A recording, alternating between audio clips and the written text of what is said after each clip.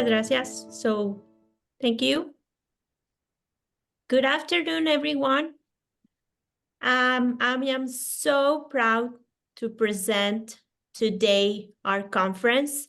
Actually, Dr. Franco is at a very important TV station in Mexico City because he's gonna do another conference about the solar eclipse. And we are very, very lucky to have him today. As you know, a solar eclipse is coming up, and we're about to experience a very important event. Actually, based on the data that I found, the last solar eclipse that went over San Antonio was in 1397. So today we have the privilege to listen to a specialist from UNAM, Mexico, and this talk will be in Spanish. However, I wanted to present Dr. Franco in English. Dr. Jose Franco is a doctor in physics from the University of Wisconsin-Madison. He's a senior researcher of the Institute of Astronomy at UNAM in Mexico and a coordinator of the Art, Science, and Technologies program of UNAM. His work covers teaching, research, and the dissemination of science among other very important activities at UNAM. He has published more than 230 research articles and has edited around 35 books. His work is internationally recognized, and he was also president of the Mexican Academy of Sciences, general director of the Science and Dissemination of UNAM, among other activities. I'm not going to take more time to present our speaker today, and thank you, Dr. Franco, for joining us today from Mexico City. Thank you so much. The mic is yours. Thank you so much, Paula. It's a pleasure to be here, and it's an honor to be with you guys at the University of Mexico located in San Antonio. This is a great branch. So I'm going to switch into Spanish. Hoy les voy a hablar sobre pues, este maravilloso eclipse que vamos a tener en unos días, el 8 de abril, el lunes 8 de abril, y de una vez les adelanto que la totalidad, la sombra de la totalidad va a pasar por la mitad noroeste de San Antonio, y la otra mitad desafortunadamente va a tener un eclipse parcial, va a haber un eclipse parcial. Así es que mi recomendación es que se muevan hacia las zonas que están al norte de San Antonio para poder disfrutar la totalidad de este eclipse, que durará, en el caso de San Antonio, como unos 4 minutos. ¿Podemos pasar a la siguiente, por favor, Alfredo? La palabra eclipse la heredamos directamente del griego, que significa abandonar, desaparecer, oscurecer, que deja de existir algo, y el diccionario, cualquier diccionario, tomé la definición de Oxford, tiene un par de acepciones, una acepción que es esta ocultación transitoria, total o parcial, de un astro, y la otra es el deslucimiento de una cosa o una persona por parte de otra que se muestra más importante, más bella, o alguna otra cualidad que pueda tener esta otra persona. Y tomando únicamente la definición primera, pues tenemos que el ocultamiento de un astro por otro astro, pues no solamente se da en los eclipses que conocemos de Sol y de Luna, sino existen muchas otras cosas. ¿Podemos pasar a la que sigue, por favor? Tenemos una amplísima variedad de fenómenos en donde se dan estas ocultaciones. Pues los más espectaculares son los de Sol, definitivamente, le siguen los de Luna, pero cuando el planeta Venus o el planeta Mercurio pasa por el disco solar, pues estamos teniendo exactamente lo mismo, nada más que Venus y Mercurio están muy lejos, de tal forma que es un puntito que se mueve a través del disco solar y esto se llama tránsito, un tránsito de Venus o un tránsito de Mercurio. Y como ya existen rovers en la superficie de Marte, desde esos rovers se han podido fotografiar e incluso tomar películas de las lunas de Marte pasando por enfrente del disco solar. Entonces también hay tránsitos de las lunas de Marte debido a que son pequeñas y no alcanzan a cubrir todo el disco del Sol.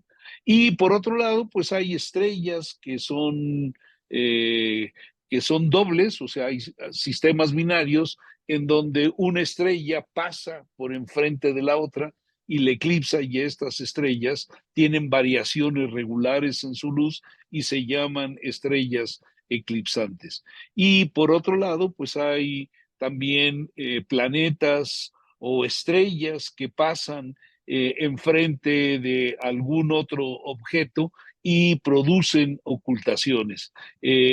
La luna, que transita a lo largo del cielo de manera regular, recorre pues una buena parte del cielo y hace el ocultamiento de tanto planetas como de estrellas, y estos ocultamientos ya se han utilizado como herramientas de alta precisión para medir el diámetro de estrellas, que es muy difícil de hacer de manera directa.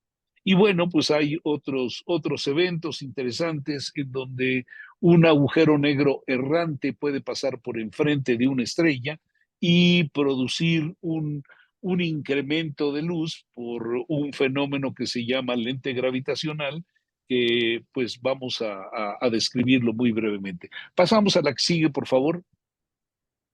Los eclipses se conocen desde pues, el principio de la historia.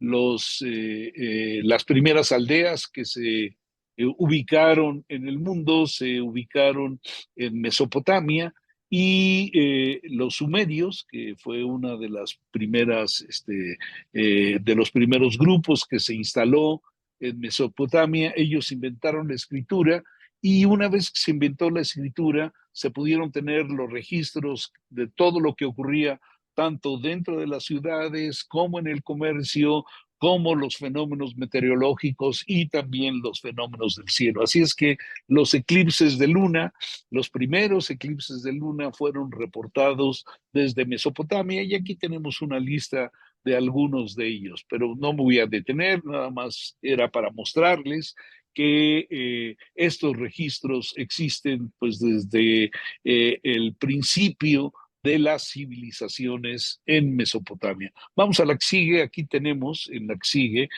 unas tablillas con escritura cuneiforme donde se describen también eclipses lunares. Pasamos a la que sigue. Y hay hechos históricos asociados con eclipses.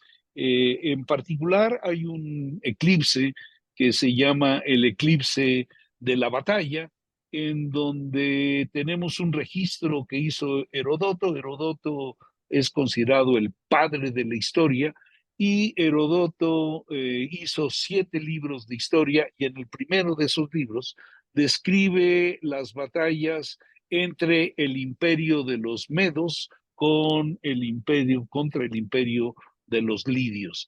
Y en las batallas que tuvieron, que duraron varios años, en una de esas batallas, Herodoto refiere que hubo un eclipse total de sol que hizo que la batalla que estaba ocurriendo durante el día de repente se diera durante la noche, lo cual desconcertó fuertemente los guerreros, detuvieron la batalla y poco después firmaron la paz. Hay un hecho ahí muy interesante que refiere Heródoto, y es que supuestamente Tales de Mileto pudo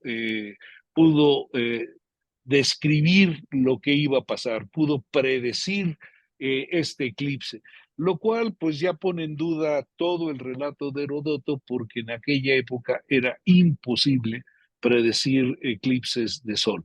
Se conocían los eclipses de luna. Los eclipses de luna fueron predichos desde la época de los babilonios, pero los eclipses de sol era imposible de predecirlos, y fue hasta muchísimo tiempo después que se entendió que los eclipses de sol y los eclipses de luna estaban relacionados, pero en aquella época definitivamente no. Y esto pues pone una duda muy seria en si ocurrió lo que describe Heródoto, y ha habido personas que han hecho cálculos de los eclipses que pudo haber habido en el siglo VI antes de nuestra era, que fue cuando supuestamente ocurrió este eclipse durante la batalla, y podemos pasar a la siguiente.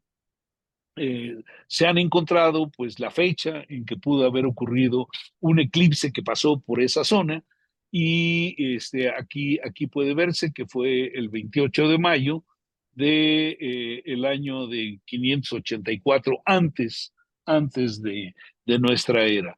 Pero hay un problema digamos, la relación que da Heródoto y este cálculo, porque si ustedes pueden ver, la trayectoria azul es la trayectoria de totalidad del eclipse, y del lado derecho tenemos la zona de Turquía, es una zona que se llama Anatolia, que es donde se dio la batalla en aquella época. Como pueden ver ustedes en el extremo derecho, esto ocurre ya entrando la noche de ese día 28 de mayo.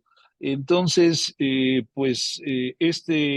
digamos, este cálculo de los eclipses, que obviamente puede tener algunos errores, pues también pone en duda el relato de Heródoto, porque no, el eclipse en esa zona no se vio durante el día, sino más bien en el atardecer, ya muy cerca de la noche. Vamos a la que sigue, por favor. Hay otros relatos de eclipses relacionados con batallas. Este es el relato de una batalla que se dio en los momentos de Alejandro el Grande, y este sería un eclipse de luna que se dio antes de que se diera la batalla, lo cual fue interpretado de una manera muy particular, y esto también pues puso en un estado de ánimo particular a unos y otros en la batalla, y los estudios de arqueoastronomía que se han hecho sobre este eclipse, que sí ocurrió y sí ocurrió antes de la batalla, pues los estudios de arqueoastronomía han permitido dotar de nuevos datos y llenar huecos que había en las descripciones históricas. Vamos a la que sigue. Hay eclipses que han sido muy, muy importantes para la física. En particular, en el año de 1919 hubo un eclipse que ocurrió a lo largo de una franja entre Brasil y África, y este eclipse se dio un poco después de que Einstein hubiera eh, eh, planteado su teoría de la relatividad general, en donde describe por primera vez que la gravitación de objetos masivos puede hacer que la luz se desvíe. Esto pues fue puesto en duda por lo que sabían los físicos de aquella época, y el eclipse de 1919 sirvió para verificar la teoría de la relatividad. Aquí tenemos un negativo de una placa fotográfica que fue tomada durante el eclipse, y ahí pueden ver ustedes algunas flechitas. No pongan atención a las flechas que están junto al disco de la luna. Es un negativo, entonces lo que se ve blanco en realidad es oscuro, y lo que se ve oscuro en realidad es claro. Entonces la parte central es el disco de la luna ocultando totalmente al sol, y tiene ahí unas flechas grandes. No hagan caso de esas flechas grandes, sino de las flechas pequeñas que están en los puntos donde están ubicadas las estrellas, y las estrellas están en una posición diferente durante el eclipse que la posición que se ven, en la que se ven estas estrellas cuando no hay eclipse. Esto lo que quiere decir es que la masa del Sol hace que se desvíe la luz de estas estrellas y aparecen en una ubicación diferente como lo marcan esas pequeñas flechitas, y con esto se dio verificación muy fehaciente de que la teoría de la relatividad general de Einstein era una teoría correcta. Posteriormente hubo un eclipse en 1923 que pasó por la República Mexicana, y en la zona de Durango pasó por ahí el eclipse, y en esa zona se pusieron campamentos de astrónomos mexicanos, astrónomos europeos, astrónomos estadounidenses, y todos ellos pudieron también verificar en el eclipse de 1923 la teoría de la relatividad. Vamos a la que sigue, por favor. Pero bueno, antes de seguir hablando de cosas muy interesantes relacionadas con todo esto, veamos rápidamente lo que es un eclipse de sol. Un eclipse de sol no es otra cosa más que la alineación entre el sol, la luna y las estrellas, como está puesto en la figura, en donde la sombra de la luna incide sobre la superficie de la Tierra. La sombra de la luna es una sombra pequeña, comparada con toda la superficie de la Tierra. En el caso del eclipse que vamos a tener el 8 de abril, el diámetro de la sombra es de unos 200 kilómetros. Y ustedes van a ver un video después de mi charla en donde se va a mostrar cómo se mueve esta sombra en el disco, cómo se mueve sobre la superficie de la Tierra. La velocidad con la cual se va a estar moviendo la sombra de la Tierra en este eclipse es como de unos 3.000 kilómetros por hora, y va a tener pues el diámetro un poquito menor a los 200 kilómetros. Pero bueno, ahí pueden ver ustedes cómo es la configuración. Y si bien hay muchos eclipses cada año, hay entre 2 y 3 eclipses de sol, como la sombra incide en una zona muy pequeña de la Tierra, es poco probable que esa sombra pase por el lugar en donde estamos. Y como les dijo Paula en la presentación, la última vez que tuvieron un eclipse total pasando por San Antonio, pues fue hace ya un buen número de años. Eso no quiere decir que los eclipses de sol sean poco frecuentes, no, simple y sencillamente que el hecho de que la sombra de la luna pase por un punto específico de la Tierra, pues es muy poco frecuente. Vamos a la que sigue. Hay 2 tipos de eclipses. Los eclipses que son totales, que están ilustrados en la parte de arriba, y los eclipses anulares, que están ilustrados en la parte de abajo. Y la razón para la diferencia entre esos 2 eclipses es que la luna no gira alrededor de la Tierra en un círculo perfecto, sino la trayectoria de la Luna es una elipse en donde hay momentos en donde la Luna está más cerca de la Tierra y el diámetro aparente de la Luna es mayor, y cuando está en la parte más lejana, cuando está en la parte más elongada de la elipse, entonces el diámetro de la Luna es menor. Y dependiendo de en qué punto de su órbita esté cuando ocurre un eclipse, si está cerca de la Tierra, pues entonces el eclipse es total, pero si está en los puntos más alejados, el diámetro del disco lunar no alcanza a tapar completamente al disco solar, y entonces tenemos un eclipse anular. Vamos a ver ejemplos de eso, vamos a la que sigue.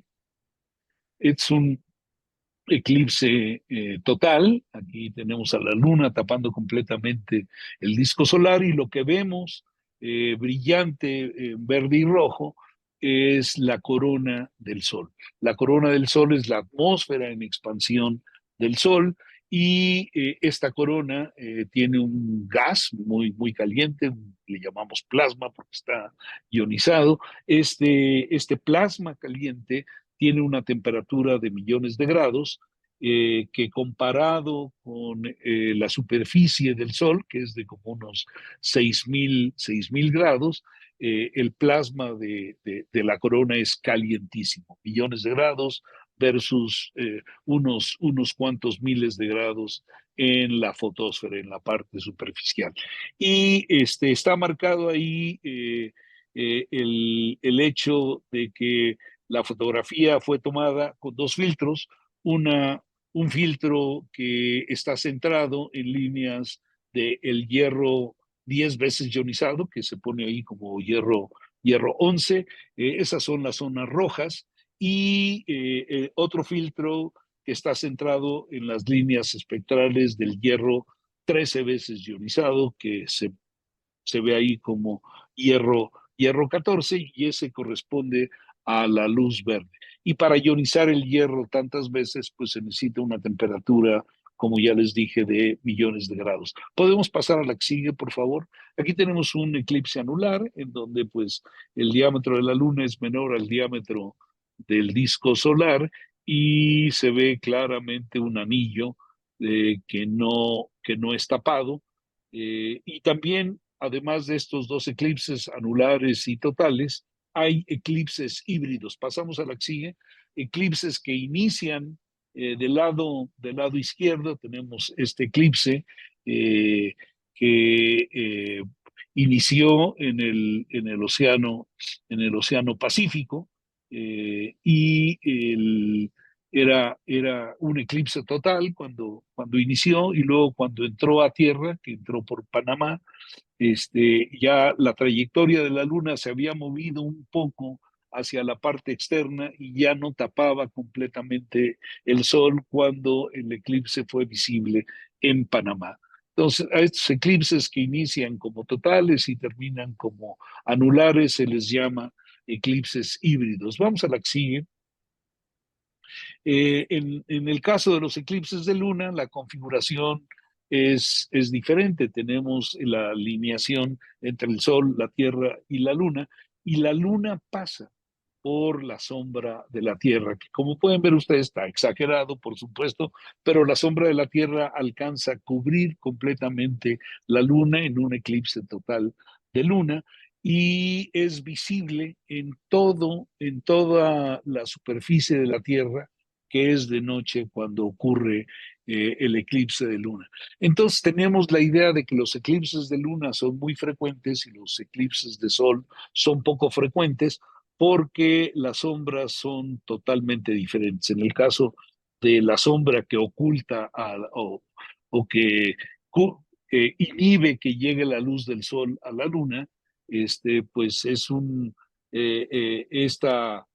digamos, este evento se da durante la noche y es posible verla en todos lados, y por eso los babilonios fueron los primeros en poder predecir eclipses de luna, porque llevaban sus registros y pudieron darse cuenta que pues había entre 2 y 3 eclipses de luna cada año.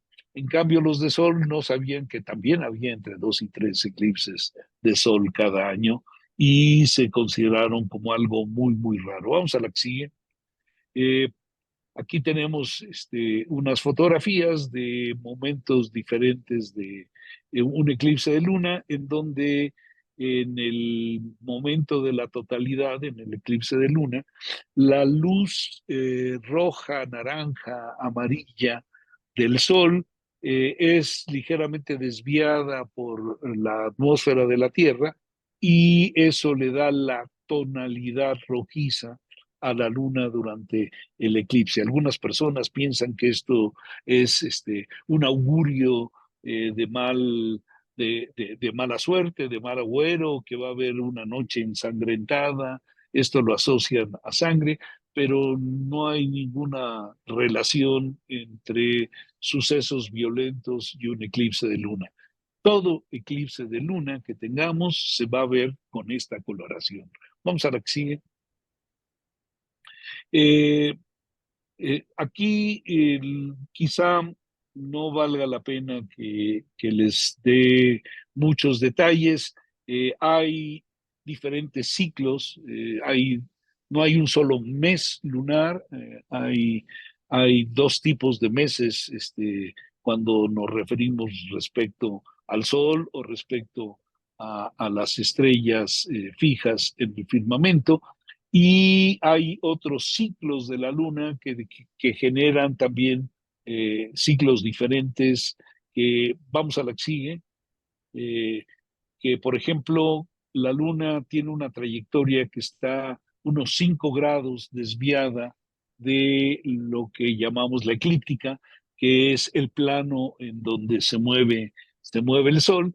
Y esto hace que cuando la Luna está alineada a lo largo de la línea que está marcada con amarillos, que se llama línea de nodos, si está en el nodo descendiente, en el punto del nodo, la luna, entonces tenemos un eclipse de sol, y si está en el nodo ascendente, tenemos un eclipse de luna.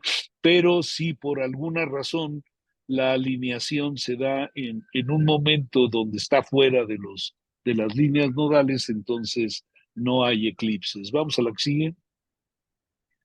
Hay otro ciclo que tiene que ver con la elongación de la órbita de la Luna, que el apogeo y el perigeo pues hacen que tengamos momentos, como ya les dije, en donde el disco de la Luna se ve más pequeño que en otros momentos. Y si los eclipses ocurren cuando la Luna está más lejana, pues se dan eclipses anulares, y cuando la luna está cercana se dan eclipses totales. Vamos a la que sigue. No voy a abundar en los juegos de números de cada uno de estos diferentes de estos diferentes ciclos, pero como pueden ver ustedes aquí en esta lámina, los ciclos de cada uno de los eventos que les acabo de describir, casi todos tienen duraciones de 27 días, excepto uno, que es el mes que se llama sinódico, que es el de 29 días, y es el que se utiliza comúnmente como el mes lunar, porque está referido respecto del Sol. Vamos a la que sigue. Cuando jugamos con estos números, encontramos que digamos, hay una coincidencia en números que nos generan ciclos específicos que duran aproximadamente 18.03 años. Vamos a la que sigue, por favor. Y cuando tenemos un eclipse, tanto de sol como de luna, debido a estas coincidencias, sabemos que habrá un eclipse equivalente 18 años con 0.03 años después, tanto en un eclipse de sol como en un eclipse de luna. Entonces, hay eclipses que se repiten, pero como estos ciclos no son conmensurables de forma clara, específica, o más bien en números cerrados con los 18 años, sino que existe esta pequeña diferencia, los eclipses equivalentes, estos que se repiten, no se repiten exactamente en la misma zona de la Tierra, sino que se repiten desviados 120 grados. Vamos a ver eso un poquito después. Vamos a la que sigue. Eh, eh, los eclipses fueron predichos por muchas culturas, y sabemos que la cultura mexica, porque está referido en el Códice Florentino de Fray Bernardino de Sahagún, que los mexicas podían predecir los eclipses de luna. Vamos a la que sigue. Eh, Hay una forma gráfica que pueden ver ustedes aquí, en donde si graficamos el año versus el mes está en el eje de las X y el año está en el eje de las Y. Si graficamos la posición en este gráfico donde ocurren los eclipses, tenemos estas relaciones, con lo cual uno puede de una manera gráfica, si extendemos en los años, para los eclipses, uno puede predecir los eclipses, los meses en los que va a haber eclipses tanto de sol como de luna. Vamos a la que sigue. Aquí tenemos los ciclos de los eclipses que han ocurrido en diferentes momentos. Tenemos, por ejemplo, el eclipse que ocurrió en 1991, que está en el dibujo del lado derecho, en la parte central, que pasó, ese fue el último que pasó por México, el último eclipse total, y ese eclipse digamos, se repite en los, en los gráficos del medio y de la izquierda. Cada uno de esos tres eclipses que están a la derecha se repiten en los gráficos del centro y la izquierda en fechas separadas por 18 años y 120 grados en la superficie del Sol. Yo creo que ya pronto debo de terminar para tomar algunas preguntas si hay, pero vamos a avanzar rápidamente para... seguimos esta no se las comento, podemos avanzar a la que sigue. Un tránsito que fue muy, muy importante para la historia de México fue el tránsito de Venus, que se dio en 1874. Eh, Después de la independencia de México, hubo que tener una ubicación precisa de dónde estaban las ciudades, las montañas, los ríos. Entonces hubo un trabajo topográfico muy, muy importante a lo largo de todo el país y los ingenieros topógrafos se encargaron de hacer este trabajo. Y para poder tener la ubicación precisa de cada uno de los lugares de nuestro país, pues estos ingenieros topógrafos utilizaron el cielo y se convirtieron en los astrónomos más importantes que había en nuestro país en aquel momento. Uno de ellos, Francisco Díaz Covarrubias, convenció, ya que eran tan buenos astrónomos, convenció al presidente Lerdo de Tejada, que era el presidente de México en 1874, lo convenció de que mandar una delegación de ingenieros a Japón, que era donde se iba a poder ver de mejor manera el tránsito de Venus, a lo cual accedió Lerdo de Tejada, les compró los instrumentos y los mandó a Japón, se instalaron en un campamento en Japón junto a los campamentos de los grupos de astrónomos bastante reconocidos de Europa y de Estados Unidos. Los ingenieros no eran conocidos como astrónomos porque ellos se dedicaban a la ingeniería y para sorpresa de todos los grupos de astrónomos famosos en aquella época,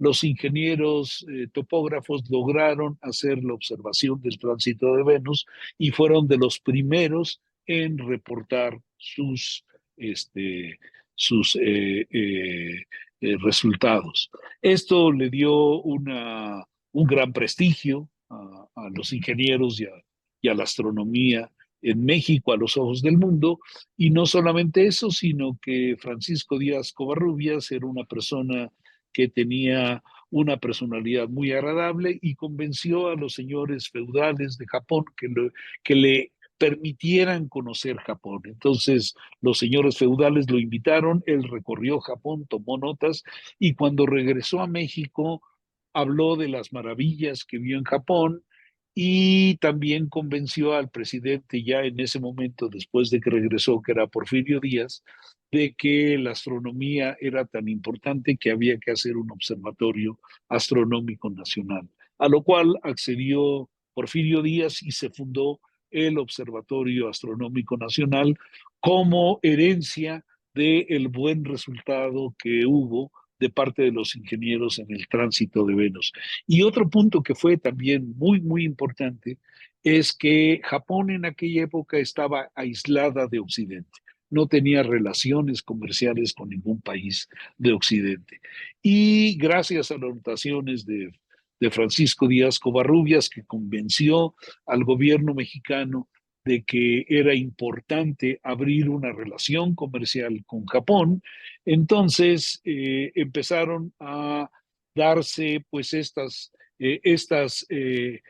estos acercamientos diplomáticos entre México y Japón, y a Japón le interesaba pues relacionarse comercialmente, sobre todo con Estados Unidos, no únicamente con Occidente, sino en particular con Estados Unidos, y pues se organizó una, una cuestión que a la larga ha sido muy benéfica para nuestro país. Japón firmó el primer tratado comercial con México, ese fue el primer tratado comercial con un país de Occidente, e inmediatamente después Estados Unidos firmó su tratado comercial con Japón. Japón quedó muy agradecido con México y le dio el mejor lugar en Tokio junto al Palacio Imperial para que estableciera su embajada. Entonces, la Embajada de México desde entonces está en uno de los lugares más bellos, privilegiados de Tokio, y somos considerados socios comerciales privilegiados con Japón, lo cual ha tenido pues una repercusión muy, muy importante para nuestro país. Yo lo voy a dejar aquí, Paula, Alfredo, y si hay algunas preguntas, con mucho gusto las tomo, porque me tengo que retirar dentro de unos 10 minutos, un poquito menos de 10 minutos. Adelante, Alfredo. ¿Hay alguna pregunta por ahí en el auditorio que le puedan hacer al doctor Franco?